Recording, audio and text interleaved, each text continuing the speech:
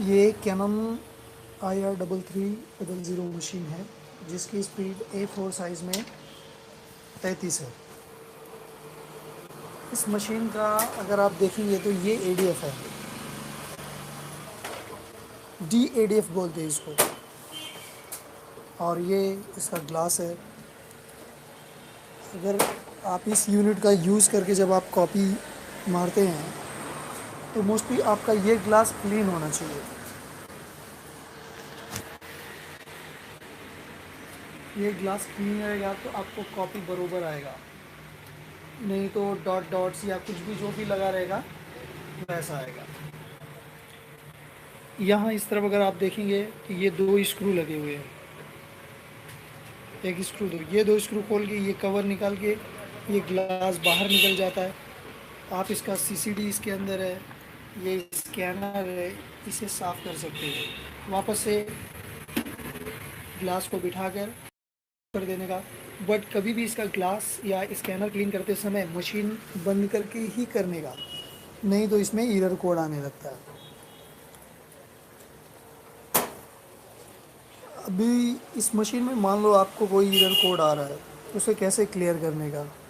Additional, मैंने additional function button दबाया, उसके बाद 2 और 8 को एक साथ दबाया, उसके बाद ये दोनों आपने क्लिक किया, उसके बाद फिर वापस एडिशनल फंक्शन बटन आ जाएगा। आपको कॉपियर ऑप्शन, कॉपियर ऑप्शन में अगर आप देखेंगे display, input, adjust, function, option, test, ये आपका है काउंटर। डिस्प्ले किस लिए होता है इस ऑप्शन में? एक्चुअल में डिस्प्ले का काम क्या रहता है, इस मशीन के बारे में डिटेल देना, क्या प्रोग्राम इसमें किए गए, यूज़र क्या है। वर्जन पे क्लिक करोगे तो इसमें जो DC बोर्ड डाला हुआ है, रैम डाला हुआ है, पैनल डाला हुआ है, उसके बारे में जानकारी देता है। आर कौन मतलब इसमें जो रैम्स लगे रहते हैं, रैम बूटिंग जो रहता है वो कैसे चलता है इसमें ये दिखाता है।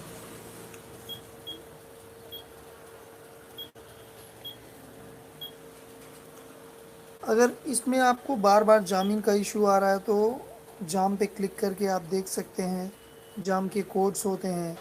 आप ऑनलाइन जाके कौन कौन से जाम होते हैं, कैसा होता है, आप कोई भी मशीन का जैसे इसका जानना है तो कैनन IR3300 मशीन जाम एरर कोड लिस्ट या जाम एरर कोड, तो आपको सारा डिटेल देगा कि ये नंबर का जामिंग है तो कौन सा सेंसर का प्रॉब्लम है, कैसा है। अब इसके बाद अगर हम देखें तो एरर, कोई भी एरर कोड रहेगा तो इसमें शो होगा। डिस्प्ले में जाने के बाद एरर क्लिक करेंगे तो एरर शो होगा, कौन कौन सी मशीन का एरर, इस मशीन में एरर कोड आया है। अब उसके बाद इनपुट्स, इनपुट में जो भी इसमें यूनिट्स लगे हुए हैं उसके बारे में जानकारी देता है। रैम लगा है, बूट रोम लगा है, फीडर लगा है, शॉर्टर लगा है, जो कुछ भी लगा रहेगा उस पर क्लिक करोगे तो आपको डिटेल देगा। अब इसके बाद एडजस्ट में, एडजस्ट एक ऐसा ऑप्शन इस मशीन का है जो इसकी कई सारी इसके कॉपी सेटिंग्स या अदर बहुत सारी चीज़ें आप अपने हिसाब से भी सेट कर सकते हैं, क्योंकि मशीन में कॉपी के लिए drum, toner DP, drum DP, heater unit, उसके बाद लेज़र, ये कई सारी चीज़ें इनबिल्ट रहती हैं, इनसे रिलेटेड रहती हैं। इन सब चीज़ों में अलग अलग सेटिंग्स रहते हैं, बट कुछ लूज़ रहता है, कुछ कम, धीरे धीरे क्या होता है हर चीज़ ख़त्म होता है, वैसे ये सारी चीज़ें भी हैं। आप अगर आपका मार्जिन छोड़ रहा है, आपका मशीन ये ग्लास है, आप स्कैन कर रहे हो तो भी अलग मार्जिन ले रहा है तो आप ब्लैंक में जाके सेटिंग कर सकते हो। अभी ऑटो सेटिंग 0 0 रहता है, मैटर कट रहा है तो आप वो सेटिंग कर सकते हैं। एग्जैक्टली अभी कॉपी में, अगर कॉपी में जो मैटर प्रिंट होता है वो लाइट या हल्का ब्लरिंग आ रहा है तो आप इस सेटिंग को AE इसको आप 1 से लेकर 9 तक जितना बढ़ाओगे उतना एक्यूरेट कॉपी आपका आएगा, जितना कम करोगे उतना नॉर्मल कॉपी आएगा।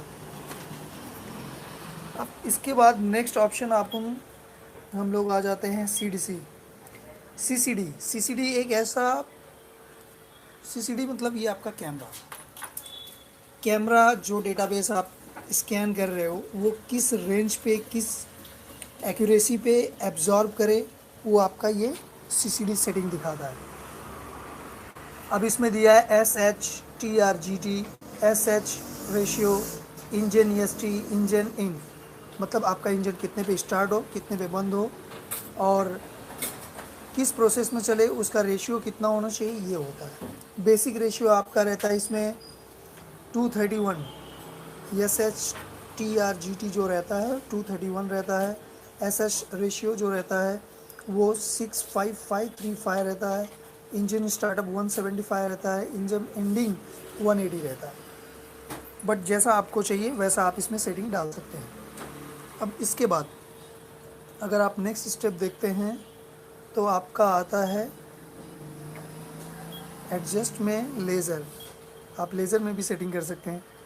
अगर लेज़र आपका कॉपी लाइट दे रहा है या बहुत ज़्यादा लाइट दे रहा है तो इसमें भी आप PVE ऑफसेट जो ऑप्शन है इसको प्लस करके LA मतलब लेज़र ऑफ कितने में होना चाहिए वो सेटिंग भी डाल सकते हैं।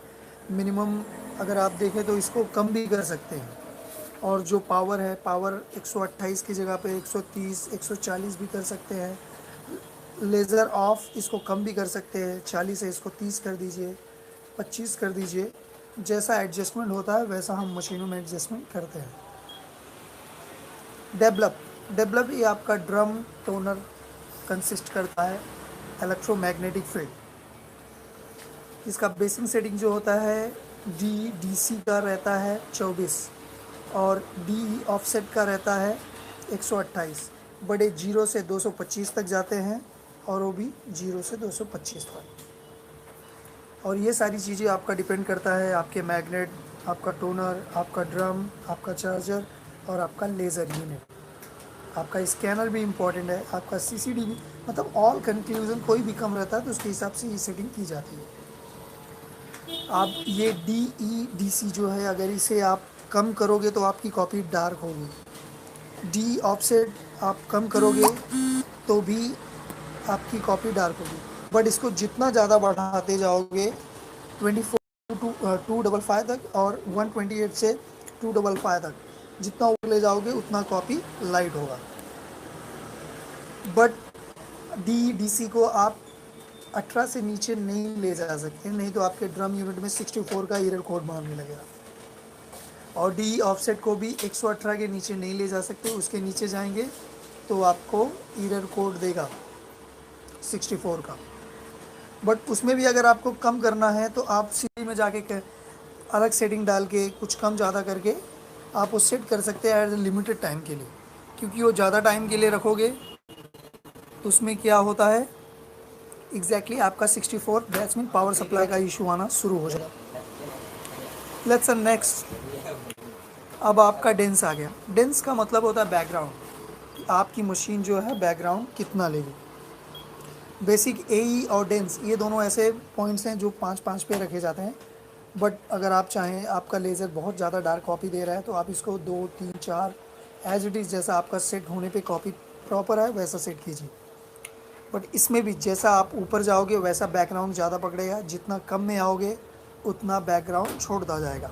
ये है डेंस का काम। अब इसके बाद इतनी सारी चीज़ हो गया। अब ये सब हो गया, ये सब में आपको ध्यान नहीं देना क्योंकि ये फिक्स रहता है, ये चेंज नहीं किए जाते।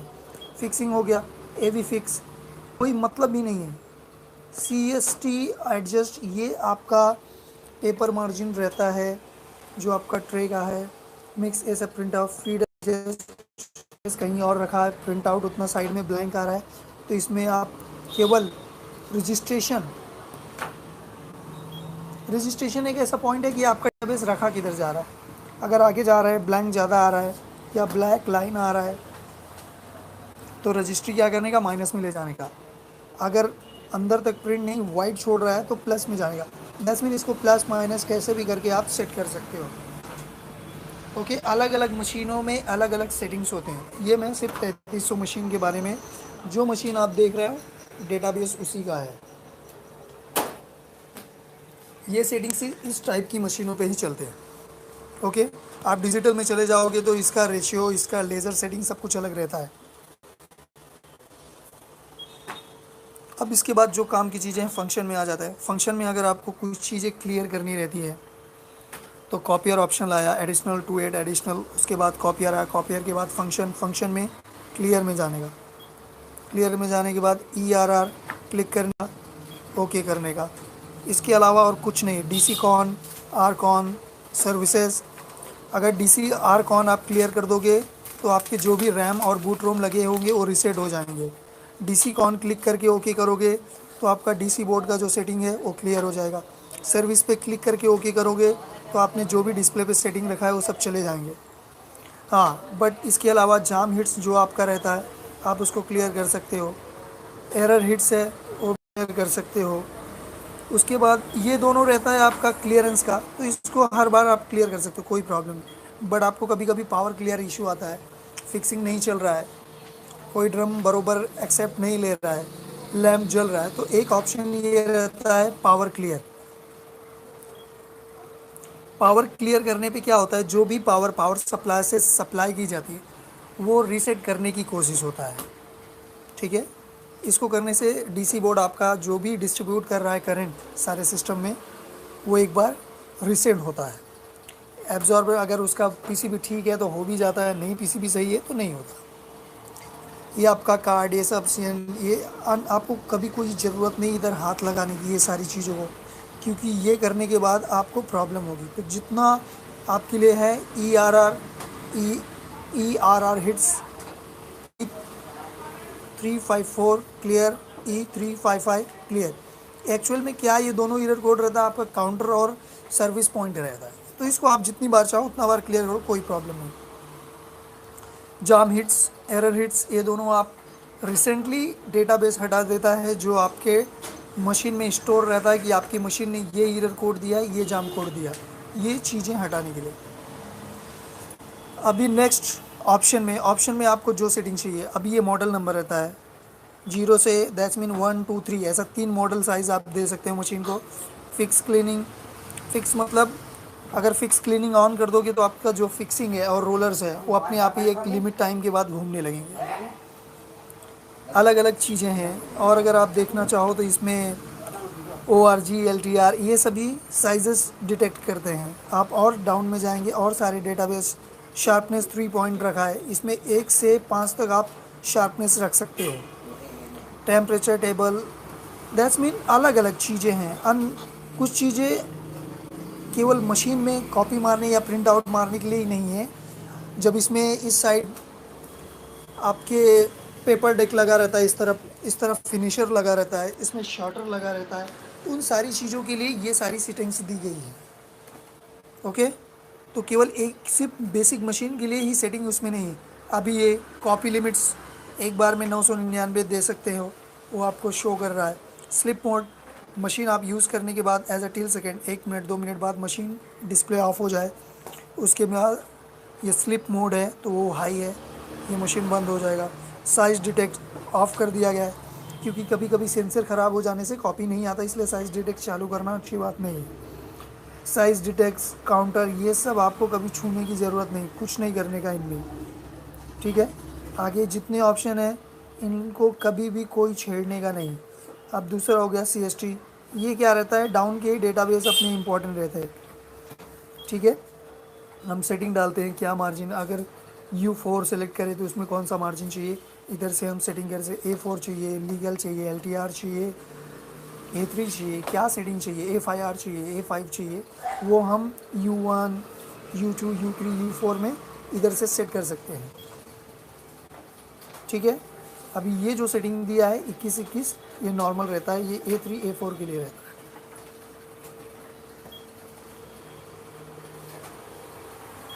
है। नेक्स्ट ऑप्शन काउंट, DP, ये सब आपको ऑन करने की ज़रूरत नहीं, ये सब बड़ी मशीनों का प्रॉब्लम रहता है। ये बेसिक मशीनें रहती है तो इसमें कुछ करने की ज़रूरत ही नहीं रहती। टेस्ट, आपको टेक्स्ट जो लेना है। काउंटर, काउंटर में जाके आपकी मशीन कितना कॉपी निकाली है टोटल में देख सकते हो आप। उसके बाद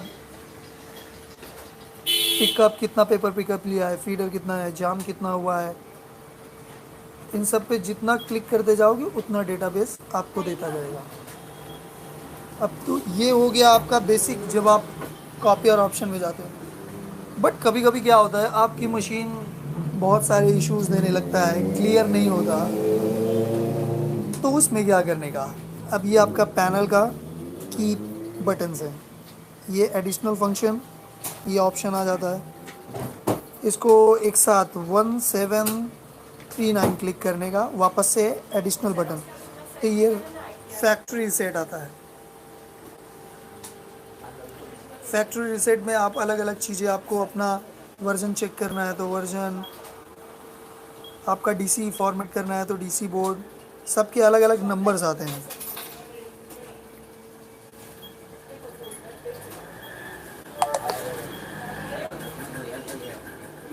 अभी लेज़र आपको क्लियर करना है, लेज़र आपका प्रॉपर काम कर रहा है कि नहीं कर रहा है, आप इस पर क्लिक करके चेक कर सकते हैं। इसको ओके करोगे तो मूविंग होने लगेगा। अगर मूविंग जैसे ही स्टार्टअप होगा एरर कोड आने लगा, इसका मतलब आपका लेज़र मोटर का प्रॉब्लम है या लेज़र वायरिंग का प्रॉब्लम है, बहुत सारी चीज़ें। लेज़र ऑफ, ये भी कुछ अलग नहीं है, सेम ही प्रोसेस दिखाता है। नेक्स्ट ऑप्शन लेज़र बीडी, जो छोटा सा लेज़र में पीसीबी लगा रहता है, वो प्रॉपर काम कर रहा है कि नहीं, इसको क्लिक करोगे तो वो दिखाएगा।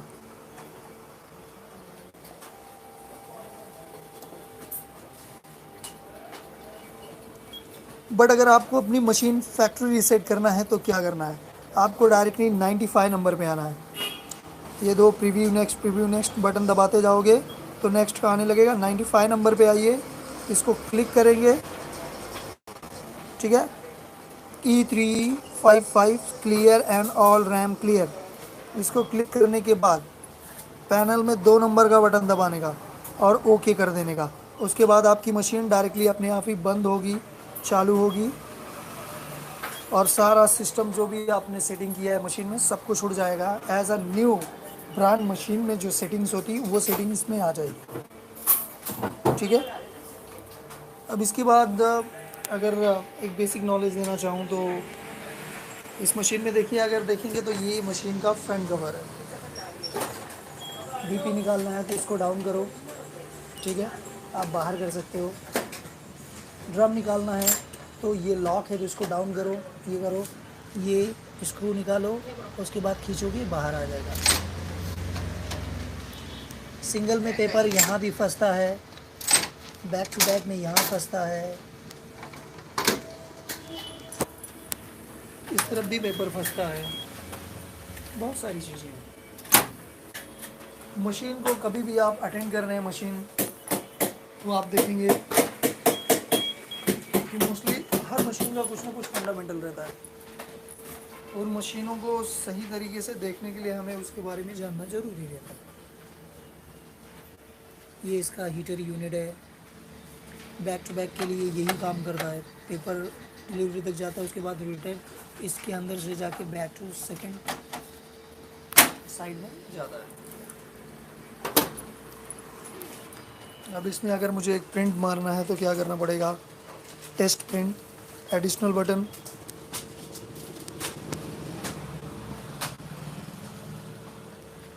मैं चला जाऊँ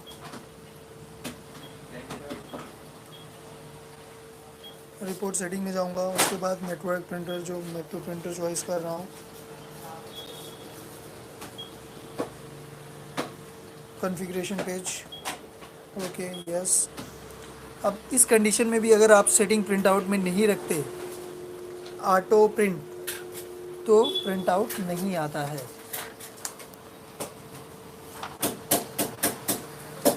इसमें भी आपको कुछ सेटिंग्स दिखा देता हूँ मैं।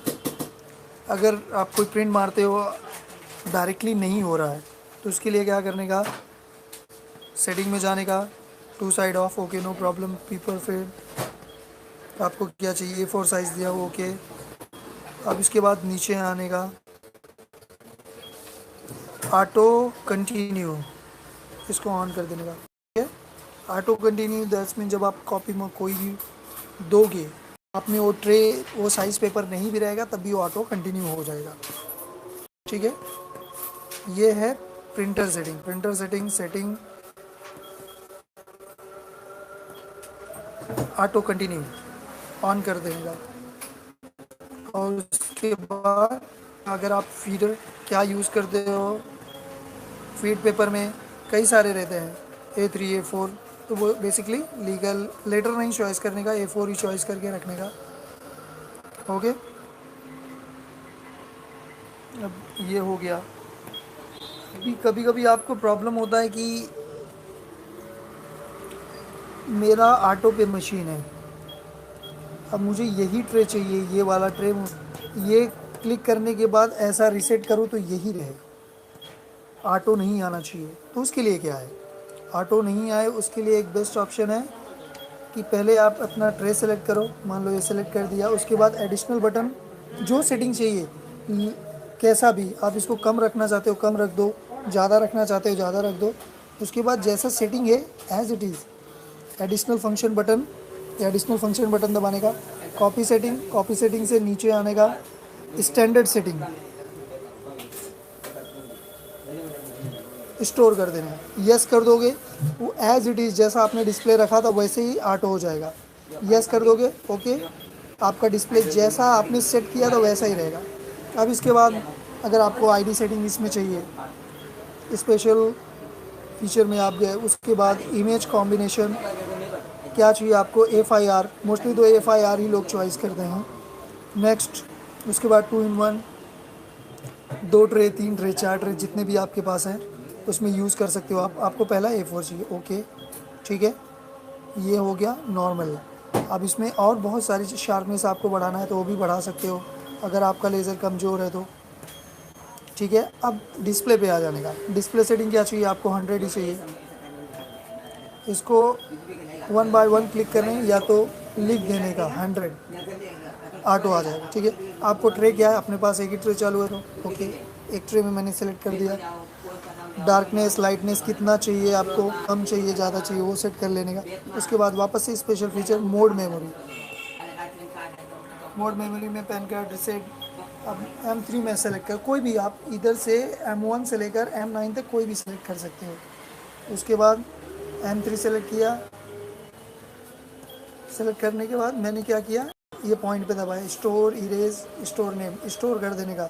M3 पे आप ये डेटाबेस स्टोर करना चाहते हैं, जूम 100 है, A4 शीट है, FIR स्कैनिंग है, 2 in 1 सिस्टम सबसे लाइट है, यस मैं करना चाहता हूँ। उसके बाद वापस से इसका नाम भी आप दे सकते हो, स्टोर नेम। नेक्स्ट, जो भी टाइप करना चाहो आप दे दो, ओके,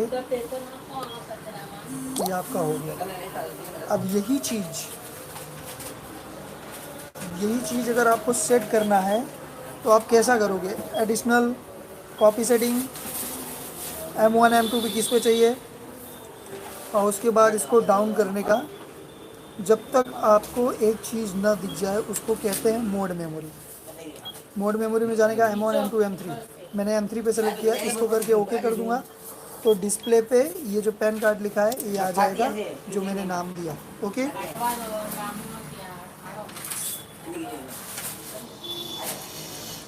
ये एक बेसिक ट्यूटोरियल है कैनन IR 220028 0033003320, थैंक यू।